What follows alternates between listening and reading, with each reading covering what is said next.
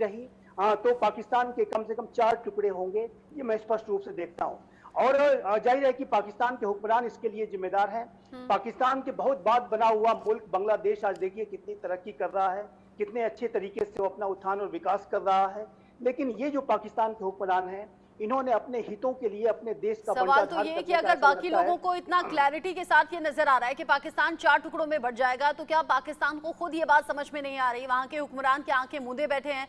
इन सब के बीच में एक और अपडेट भी है। पाकिस्तान के एक और मंत्री ने भारत की तारीफ की है। गृह मंत्री मोहसिन नकवी ने जमकर भारत की तारीफ में कसीदे पढ़े हैं। मोदी सरकार अपने व्यवसायियों को देती है सम्मान, ये सीधे सीधे कोट किया गया है पाकिस्तान के मंत्री की तरफ से। मोहसिन नकवी ने कहा है पाकिस्तान में व्यापारियों को अपमानित किया जाता है लेकिन भारत में मिलता है सम्मान। व्यापारियों का समर्थन करने से भारत तेजी से तरक्की कर रहा है, ग्रो कर रहा है। व्यापारी तरक्की करता है तो सरकार चोर का तमगा यहां पर दे देती है, यानी कि पाकिस्तान का जिक्र उन्होंने किया।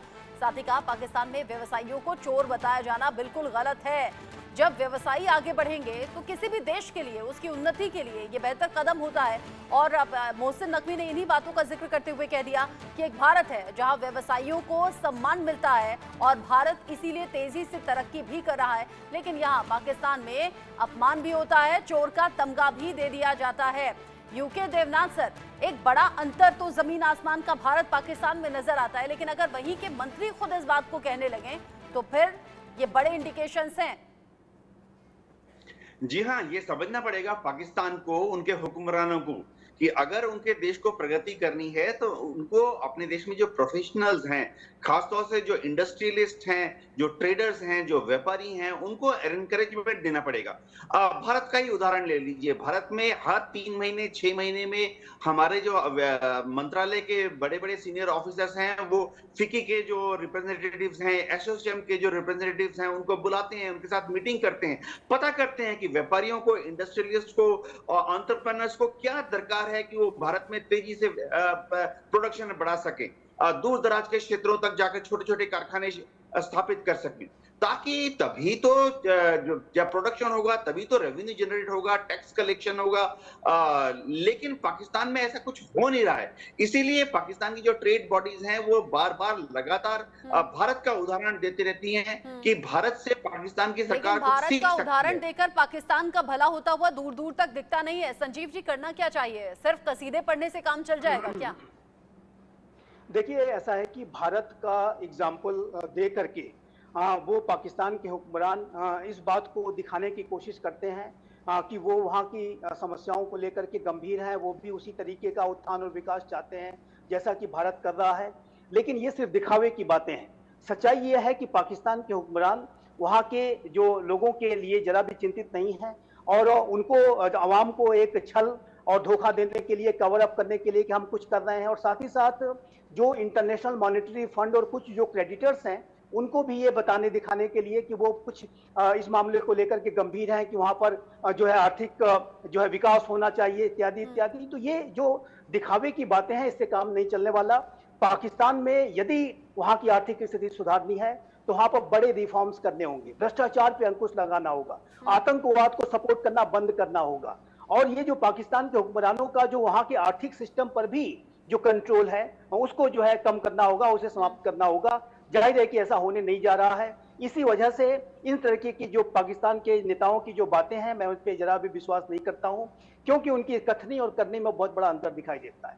वो सिर्फ जो है कहने के लिए, लोगों को बरगलाने के लिए इस तरीके की बातें कर देते हैं, लेकिन सच्चाई ये है कि वो जरा भी पाकिस्तान के अवाम के लिए गंभीर नहीं है और उनके साथ वो लगातार छल और धोखा कर रहे हैं। और यही जो है पाकिस्तान की कड़वी सच्चाई है और जिसकी की वजह से वहाँ की आम जनता अब तो मोहसिन नकवी ने भारत की तारीफ में जमकर कसीदे पढ़े हैं, लेकिन अभी पिछले ही दिनों इस तरह की खबर सामने आई थी, वो जल्दी से हम दर्शकों को बता दें, क्योंकि ये पहली बार नहीं है जब भारत को लेकर इस तरह की बात पाकिस्तान में रह रहकर सामने आ रही हो। यहाँ बड़ी खबर ये भी है कि कंगाली से परेशान शहबाज सरकार तो है ही, लेकिन कंगाली से परेशान शहबाज कभी भी इस्तीफा दे सकते हैं। शहबाज शरीफ कभी भी पीएम पद से इस्तीफा दे सकते हैं, यानी कि हलचल एक बार फिर से बढ़ेगी और पाकिस्तान अपने इतिहास को दोहराएगा। सऊदी प्रिंस सलमान के पाकिस्तान दौरे पर अटकलें तेज हो गई हैं। सलमान पाकिस्तान नहीं गए तो शहबाज सरकार गिर जाएगी, यानी कि नौबत यहां तक आ गई है। पाकिस्तान को अब समझ में नहीं आ रहा कि इन हालातों से निकले कैसे। साथ ही पाकिस्तान को सलमान के दौरे का बेसब्री से इंतजार भी था, लेकिन पिछले ही दिनों ये दौरा कैंसिल हो गया था। सलमान के यात्रा की तारीखों का जल्दी ऐलान हो सकता है। कुछ दिन पहले भी सलमान के पाकिस्तान जाने का प्लान था। पाकिस्तान बहुत उम्मीद भरी निगाहों से इस दौरे पर नजरें बनाए हुआ था। सऊदी प्रिंस सलमान का दौरा पाकिस्तान के लिए काफी ज्यादा अहम इन हालातों में, जब कर्ज के बोझ के तले यहाँ दबा है पाकिस्तान, साथ ही साथ कंगाली और भुखमरी से परेशान है। सऊदी अरब के 2 खास डेलीगेशन पाकिस्तान का दौरा कर चुके हैं। सऊदी को ऊर्जा, रक्षा समेत कई क्षेत्रों में निवेश का ऑफर दिया गया है। अब यहाँ पर कर्नल सोढी, पाकिस्तान अगर इस तरह के दौरों से उम्मीद रखता है तो ये जाहिर सी बात है, लाजमी है, लेकिन अगर ये दौरे कैंसिल हो जाएं तो झटका इतना बड़ा कि शहबाज शरीफ इस्तीफा देने की नौबत पर आ गए। रचना जी, बिल्कुल किसी भी वक्त शहबाज शरीफ अपना इस्तीफा दे सकते हैं, क्योंकि इमरान खान और पाकिस्तानी सेना के बीच में गोपनीय बातचीत चल रही है और इस वक्त पाकिस्तानी सेना जान चुकी है कि पाकिस्तानी आवाम पूरी तरह से इमरान खान के साथ है। हालांकि पाकिस्तानी सेना ने 8 फरवरी के चुनाव में पूरी धांधलेबाजी की, शहबाज शरीफ को प्रधानमंत्री बना दिया, लेकिन पाकिस्तानी आवाम में बहुत आक्रोश है पाकिस्तानी सेना के खिलाफ और यही चीज पाकिस्तानी सेना को अब डर लग रहा है। ये जो सारी चीजें हो रही हैं, ये सिर्फ उस तरफ लेके जा रही हैं जहां पे किसी भी वक्त पाकिस्तानी सेना के अलावा कोई विकल्प लगता है शहबाज शरीफ के पास नहीं बचा है। दानिश, 10 सेकंड में जल्दी से अपडेट दे दें। कोई और अपडेट है क्या सलमान के दौरे को लेकर? सलमान का जो दौरा था पिछले 19 मई को था, लेकिन वो दौरा संभवतः रद्द हो गया था। अब ये अटकलें लगाई जा रही कि उनके आने वाले वक्त में ये दौरा होगा, क्योंकि पाकिस्तान की पूरी अर्थव्यवस्था अब सऊदी अरब पर डिपेंड है। IMF का जो कर्ज था वो भी खत्म हो चुका है, इसलिए अब उनसे लगातार विनती की जा रही है कि आप पाकिस्तान का दौरा कीजिए और ऊर्जा व्यापार के में जो क्षेत्र में उनको पैसा लगाना है, तकरीबन $23 अरब का पैसा लगाने की वो बात कर रहे हैं। अगर पाकिस्तान सही तरीके से चलता, हुक्मरान सही विचारधारा के साथ, नीतियों के साथ चलते तो ये नौबत आती ही नहीं। अभी के लिए आपका शुक्रिया दानिश, मेरे साथ जुड़ने के लिए, ये अपडेट हम तक पहुंचाने के लिए, दर्शकों तक पहुंचाने के लिए। साथ ही साथ यूके देव नासर, संजीव जी, कर्नल सोढी, बहुत शुक्रिया इस डिस्कशन में साथ में रहने के लिए। इन्हीं खबरों के साथ एक छोटा सा ब्रेक यहां पर ले रहे हैं। ब्रेक के उस पार भी इंडिया न्यूज पर खबरें जारी हैं, कहीं मत जाइएगा।